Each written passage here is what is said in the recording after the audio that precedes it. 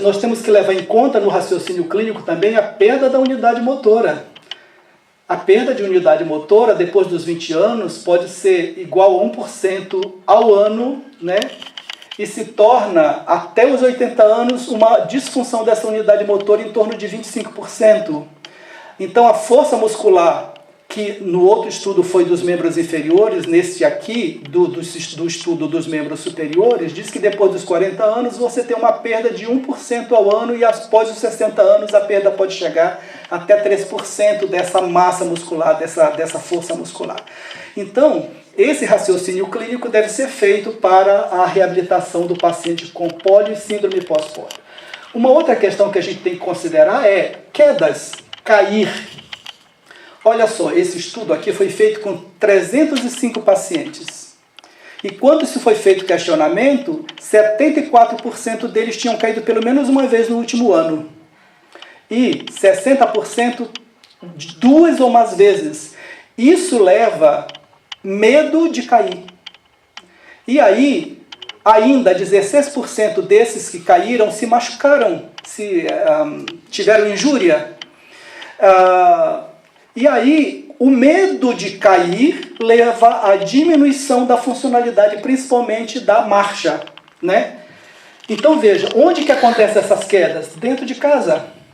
86% no ambiente familiar. 72% durante o caminhar. E 50% na parte da tarde. Então significa que a pessoa na parte da tarde está mais cansada, mais fatigada e com mais possibilidade de cair, né? Isso também tem que levar-se em consideração como raciocínio clínico para a reabilitação.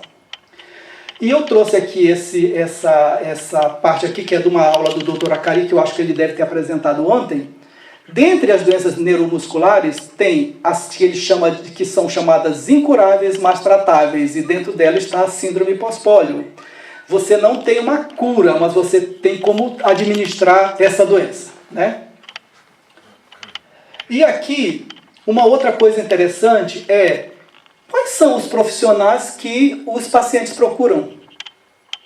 Então, olha só que interessante, aqueles 3 primeiros quadros, o azul, o vermelho e o verde, são médicos, médico clínico geral, um médico especialista em ortopedia e outras especialidades. Mas 18% dos pacientes procuram fisioterapeuta como para resolver as questões da sua disfunção, né? E aí, como diz o Dr. Akari naquele slide lá, doença incurável, tratável, mas com equipe multidisciplinar só. E ele colocou entre parênteses o só. Por quê? É necessário uma equipe multidisciplinar para poder atender de maneira apropriada o paciente com história de pólio e pós-pólio. E aqui é um quadro do Serviço de Reabilitação da Dinamarca, que eles têm como fluxo do serviço o paciente que vai ao médico, o médico depois a equipe vai atender, então a equipe de todos os profissionais vão atender paralelamente esse paciente, depois vão discutir sobre a história clínica desse paciente, vão fazer a devolutiva para o paciente com um tratamento mais adequado. Porque na maioria das equipes nós temos uma equipe multidisciplinar, mas não interdisciplinar. Temos todos atendendo paralelamente, mas não se tem aquele momento de todos sentarem para discutir aquele caso clínico e descobrir qual é o caminho mais apropriado para aquela pessoa com a sua história que ele está trazendo. Bom, dentro do que se tem para reabilitação é o exercício terapêutico. Então, eu tirei algumas coisas aqui desse manual de neurologia europeu, que diz o seguinte: o treino muscular supervisionado é uma forma segura e eficaz para prevenir o declínio dos músculos e pode até reduzir os sintomas da fadiga muscular, fraqueza e a dor. Então, vejam, o exercício é um protetor neuronal. Mas o exercício pode ser um fator de dano para a fibra muscular e para esse neurônio que está inervando. Porque quanto mais você solicita dessa fibra muscular, mais demanda metabólica para esse neurônio.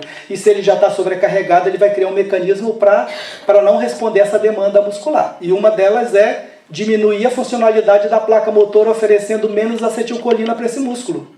A segunda é fazer a desconexão do axônio terminal desse músculo, ou seja, desnervação de fibras únicas dentro desse grupo muscular. Então, precauções para evitar o uso excessivo do músculo devem ser tomadas com intervalos intermitentes, período de descanso entre série de exercício, carga de trabalho submáxima. Então, exercício é bom para o paciente com história de pólio e pós-pólio? Sim. Entretanto, tem que ser feito com cuidado e com um profissional que conheça o que está fazendo.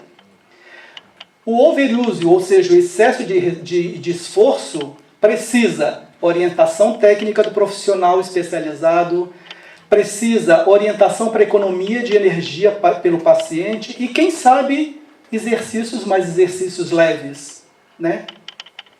E se for pela inatividade? Precisa, então, atividade física, precisa exercício dosado. Muito bem. Quando a gente pensa em termos de exercício, se tem um status de músculo em relação ao exercício. Esse dado aqui é da Academia Brasileira da Academia Europeia.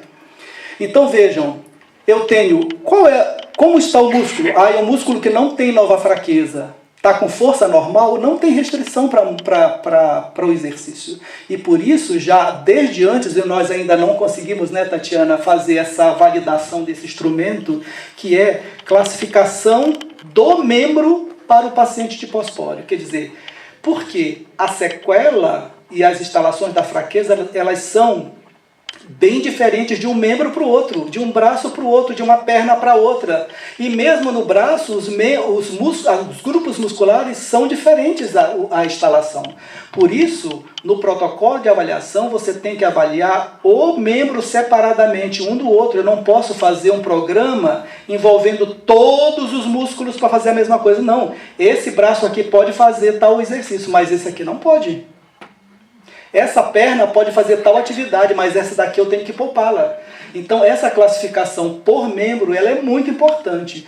Então, quando diz assim, eu posso fazer exercício sem restrição, com carga? Pode, desde que essa musculatura esteja íntegra. Mas, se esse músculo não tem nova fraqueza, mas a força está reduzida, eu já tenho que ter cuidado com o exercício. Se ele está enfraquecido e a força está reduzida, exercícios submáximos. Se eu tenho nova fraqueza e a força está muito reduzida, exercícios mais leves. E se eu tenho fraqueza muscular, mais atrofia, muito reduzido a função desse músculo, não é prescrito o exercício para esse músculo. Porque o exercício pode causar dano à fibra muscular. Eu trouxe aqui uma outra classificação que é: o exercício pode ajudar a manter, possivelmente até aumentar a força muscular, desde que o grau de força muscular for mais de 3 ou 3 mais, dependendo se for aquela escala modificada de força muscular, 4 ou 5, desde que você não exagere na dose do exercício terapêutico.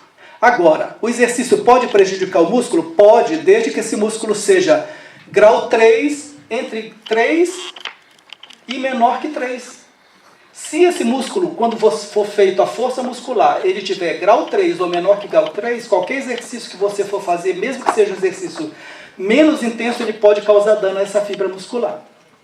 E aquele músculo que tem grau 2, quem sabe você vai fazer exercícios ativos assistidos ou exercícios passivos, e esse músculo vai precisar de órteses para sustento desse membro para funcionalidade. Então, o exercício terapêutico é benéfico para o paciente, mas ele tem que ser dosado de acordo com a classificação que você fizer desse membro e com o grau de força muscular que você avaliar com a força muscular manual na avaliação física do paciente. Muito bem. Quais são os princípios, então, que se tem para esse exercício terapêutico? O exercício deve ser de baixa a moderada intensidade ou resistência, tem que ter uma progressão lenta, se você vai mudar o grau de atividades, tem que ter intervalo entre os treinamentos, não pode ser todos os dias, a gente precisa dar um tempo para a recuperação dessa musculatura. Intervalos de descanso dentro da própria sessão de terapia. Então o paciente está fazendo, estamos dentro de uma piscina terapêutica. Nossa, que coisa gostosa está dentro da água que a doutora Tatiana vai falar para nós. Precisa de descanso dentro do tratamento. Se é o tratamento no solo, precisa de descanso. E o principal, o exercício terapêutico não pode levar à fadiga do paciente. Às vezes o paciente chega no serviço de reabilitação cansado, porque ele saiu do trabalho dele, onde ele trabalha num segundo andar de um prédio, que ele tem que subir e descer escadas, ele pegou um transporte público, ele chega no serviço de reabilitação, ele chega cansado. Você precisa dar um tempo para ele descansar, para você começar a reabilitação, né? Muito bem. E aí, a questão é, a literatura está cheia de orientações. Qual é a orientação? Você precisa ter um equilíbrio para fazer o exercício. Você precisa ter equilíbrio para não danificar a musculatura. Mas aí a pergunta é, que nós estávamos conversando ainda há pouco aqui com a doutora, que equilíbrio é esse? Onde está? Como é que eu posso fazer? Todo mundo diz que eu tenho que levar as coisas, colocar no meio da balança, etc e tal. Então, qual é que instrumento eu tenho de segurança? Eu tenho uma janela de tempo que eu chamo de ventana de segurança. Janela de segurança. Ou seja, quando a fibra muscular é danificada, você tem a CPK livre na corrente sanguínea e com ela os sintomas disso. E a gente aprende com o paciente de distrofia muscular de Duchenne, o paciente com dor na musculatura. Então, se entre 24, 48 horas e 72 horas após o exercício não pode aparecer para o paciente uma fadiga que não estava lá ou a fadiga que estava piorando, uma dor na musculatura que foi trabalhada na reabilitação que não estava lá ou se estava lá e piorou, isso é sinal de que a fibra muscular foi danificada. Então, esse padrão de segurança deve ser acompanhado pelo reabilitador e pelo paciente que está sendo acompanhado. Por quê?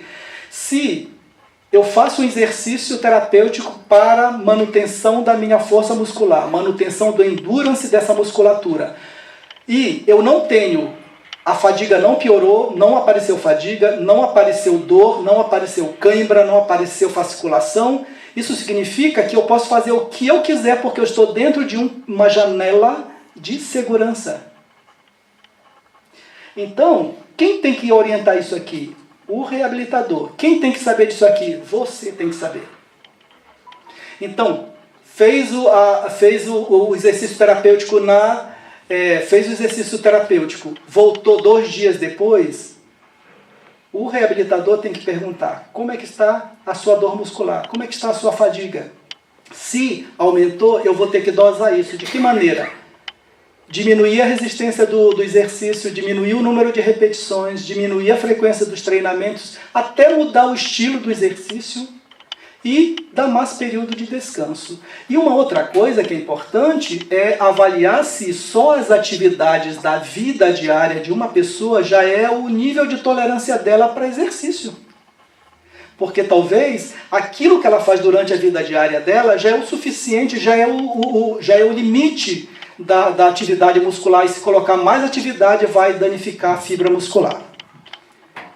Aqui a questão do problema de respiratório. Nós fizemos um estudo e o que a gente verificou? Que na verdade os pacientes de pós-pólio, quando comparado só com os que têm sequela de pólio, se verificou que a ventilação voluntária máxima dele estava diminuindo em torno de 27%. Mas quando foi comparado com a população geral, não tinha diferença. Então, tinha uma diminuição, mas não tinha uma alteração significativa de dizer assim, olha, tem uma questão respiratória grave para se tratar. E eu tirei aqui duas questões, que são do Manual para Orientação de Profissional da Saúde, que é do Ministério da Saúde, um trecho lá de uma da fisioterapeuta respiratória, a doutora Celiana. Então, ela fala de que os pacientes eles não têm essa deficiência respiratória que a gente achava que poderia ter, quando eles são avaliados, né?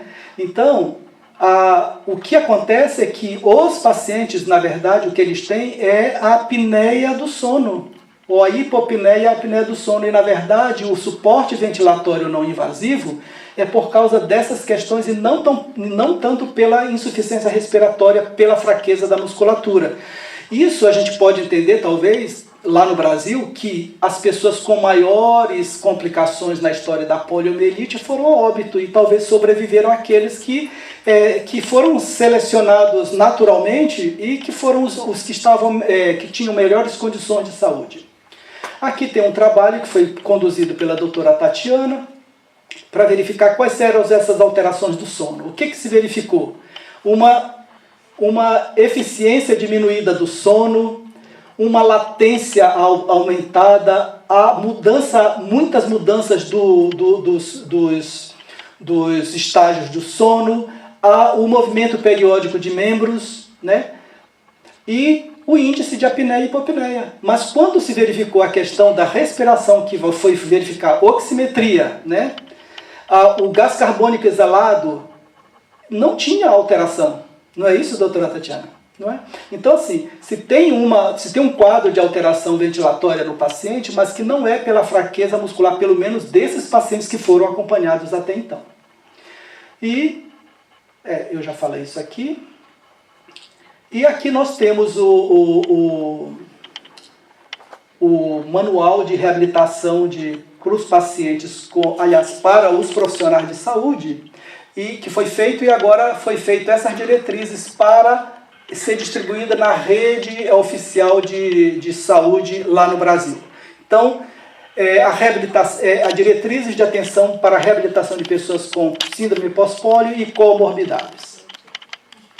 Muito bem. O nosso ambulatório, nós funcionamos lá às terças-feiras agora, lá na neuromuscular junto com o Dr. Acari. Nós temos um número quase de 2.000 pacientes já, e nós não temos nem dois. E na verdade, a procura se dá pela informação que um vai passando para o outro para procurar o serviço, né? E essa era a contribuição que eu trouxe para vocês nessa tarde. Obrigado.